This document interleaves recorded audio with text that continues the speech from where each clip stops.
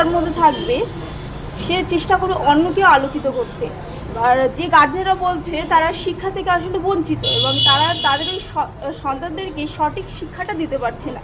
কিন্তু আমরা চাইছি কি যাতে পরবর্তীকালে সেই সন্তানরা তাদের প্রজন্মকে যাতে এই ভয়টা না দেখায় যে যে তোমার শিক্ষা শিক্ষা কী হবে বা শিক্ষা করে কোনো লাভ নেই। সুতরাং তাদের জন্য আমরা এই নিয়ে এসেছি আমাদের এমবি কম্পিটিটিভ একাডেমি এবং এখানে সমস্ত রকমের চাকরির পরীক্ষা শেখানো হবে খুবই যত্ন সহকারে এবং এখানে অভিজ্ঞ শিক্ষক মণ্ডলীরা তো অবশ্যই থাকবে এবং আমরা তো আছি সবাইকে সাহায্য করার জন্য। Thank you.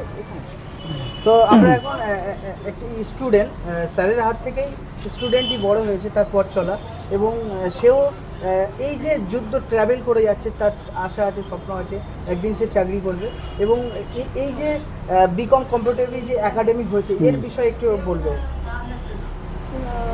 বলার মতো তেমন কিছু নেই, একটাই জিনিস বলবো যে সমাজ পাল্টেছে, আগে যেমন ছিল ঠিক এখন তেমনটা নেই।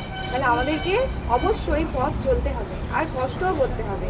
আমি যতদূর জানি যে জীবনে কষ্ট না করলে কিন্তু কোনো ফল পাওয়া যায় না। যে সমস্ত গার্জিয়ানরা বলেন যে পড়াশোনা করে কোনো লাভ নেই বা পড়াশোনা করে এখনকার সময় চাকরি পাওয়া যাচ্ছে না, এটা সম্পূর্ণ ভুল থাকে। কারণ নিজের চেষ্টা যদি না থাকে আর তাদের মাইন্ড যদি ভালো না হয় তাহলে কখনোই এটা হবে না।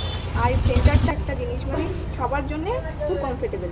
এখানে আসতে আমারও খুব মানে ইচ্ছা যে আমি এখানে একাডেমিতে অ্যাডমিশন নেব এবং এখানে পড়াশোনা করব এবং পরবর্তীতে যেন আমার ফিউচারটা সুন্দর। একদম। এখন বর্তমান কোন ক্লাস?